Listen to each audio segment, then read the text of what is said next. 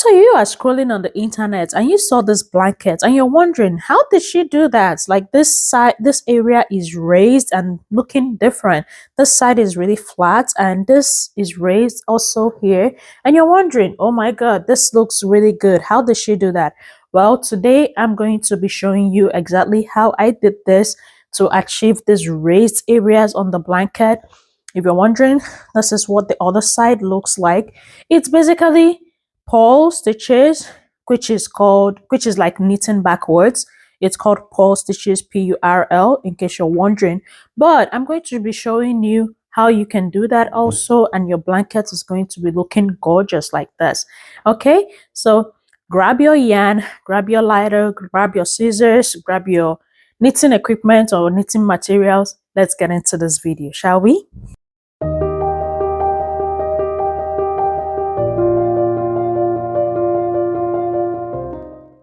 As always, if you're starting your chunky knit blanket, you want to start with a slip knot. And for this blanket, I'm going to be having 30 chains cast on.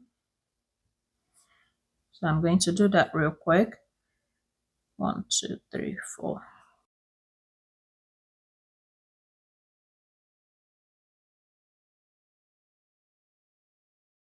After I'm done casting on, I flip it over and pull from the middle bumps because I love to have that braided edge. You can pull from the top or the middle. I prefer the middle because it gives it a very nice look. I have a video explaining like a beginner friendly tutorial. I will be linking that in the description below if you want to check it out.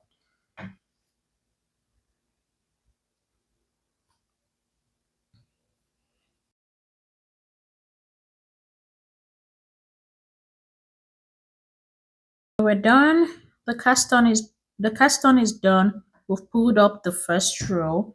I'm going to knit 12 rows of this ivory before I change into the forest green. I think that will be the first color change.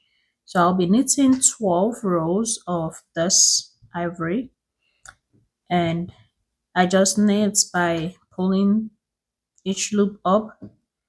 And for the body of the blanket, I make sure it's about 2 fingers wide so the blanket doesn't have giant holes in them.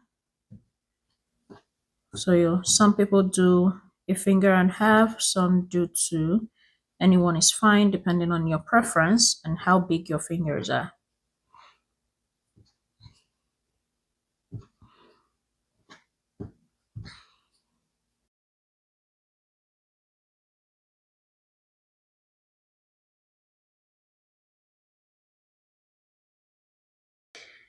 Okay, I've knitted 12 rows of the ivory.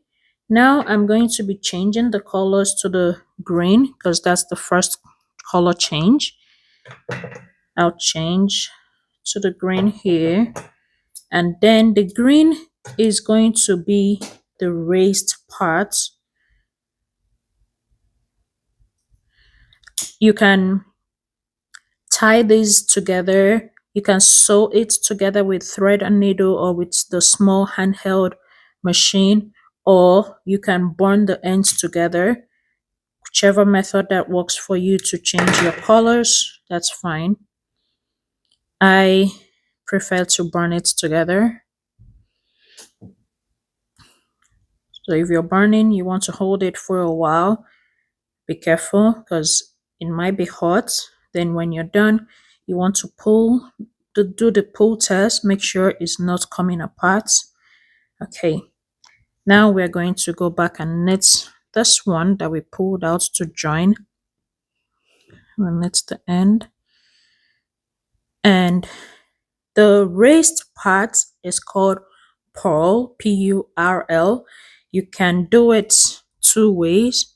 It's just simply knitting backwards.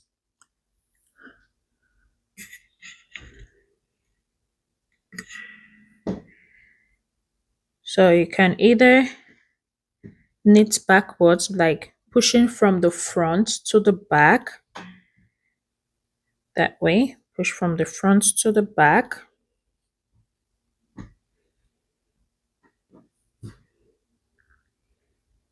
is knitting backwards. It's called PURL.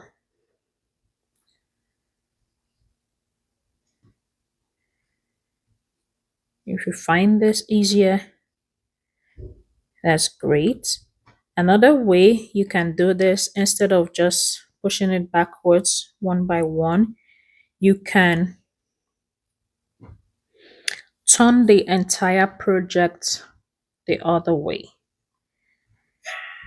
You turn it over and you just knit like your regular knit stitches. You just knit until you have the desired number of rows for the raised parts that you want. For this blanket, I'm going to be having 4 rows of this knitting backwards. For the green color though, I'm going to have 4 of it. Then I believe change to the ivory, have 2 rows of it, and change to red. I believe I'll have to check with the pattern that I'm working with. But that's how you achieve the raised areas on your blanket. When I do about when I do the 4 rows, you see how it looks. If you do 1 row of it, you might not really see it. You might need to do like 2 rows or 3 rows or 4 or more for you to really see that raised part come up. So, like I said, you can either do knitting backwards, like this is the front of the blanket. You'll just be pushing it in one by one, or you turn the whole blanket over and then you're just knitting like regular knitting. I think this way is faster than pushing it from the front to the back. I think. And chances of you making mistake is lesser if you're just knitting it.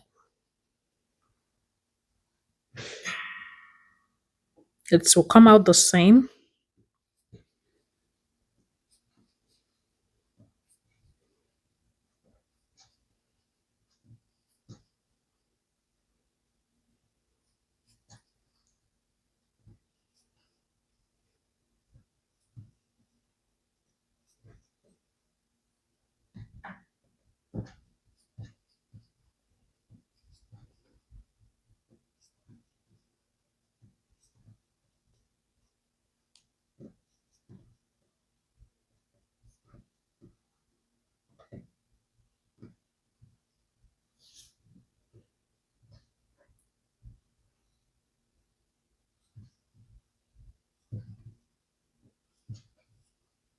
Okay, this is the 3rd row.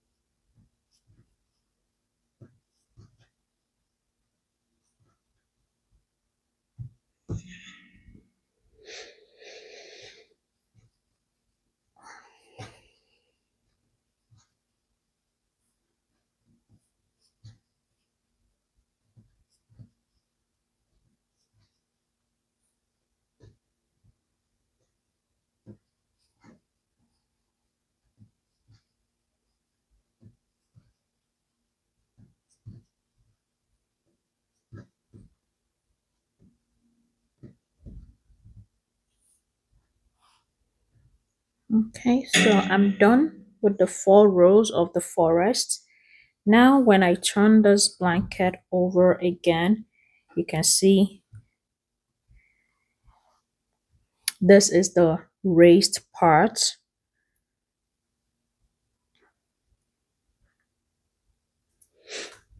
So it now has that raised part here. So these 4 rows that I have here were all knitted backwards, and this is how it came out. This part is regular knitting from the front, just knitting, whereas this part here is knitting backwards. Either you're pushing it from the front or you just flip the entire blanket over and then starts regular knitting. When you turn the blanket back to the front page, it looks just like this. I hope that makes it easy. I'm going to probably show this again when I'm changing another color or when I'm doing it again, but this is how it's done. I'm going to change the colors again. I think I have 2 whites, and then the red is also going to be the raised area, is going to be purl stitches for the red. So keep watching, don't go anywhere. I've gone ahead and I knitted 2 rows of the ivory like the regular knitting. Now I'm going to add the red. The red is also going to be raised like the green. So we're going to do the same thing. It's either you push from the front to the back like that. I hope my fingers are not blocking it. So you can push from the front, grab the walking yarn, push it, then make sure it's pulled out on the other side. Grab it, push, pull it out from the other side. Just knitting backwards, because regular knitting, you're just knitting like this, but instead you're going to push it backwards. It's called purl, P-U-R-L. Just like that.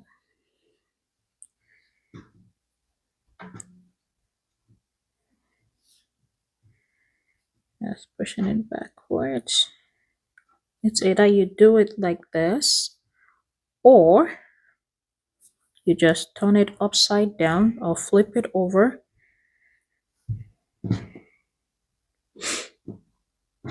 When you flip it over, if you're doing the flip over method, you want to make sure that the loops you're working with are visible, so you don't make the mistake of missing a loop. You want to make sure they are all visible before you start working. You can just go back to regular knitting. Either way is fine. I think the regular knitting is just me though, I don't know, but I think regular knitting would go faster, especially if you're doing more than 1 row of the purl stitches.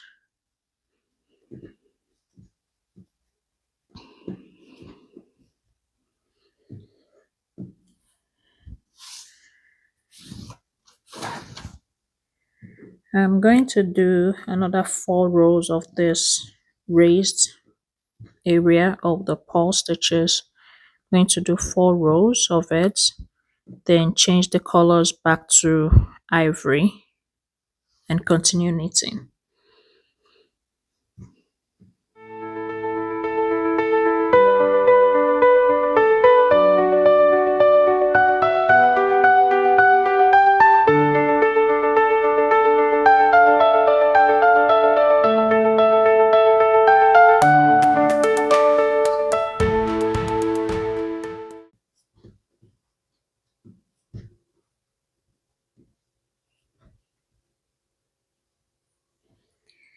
Okay, so I'm done with the raised rows.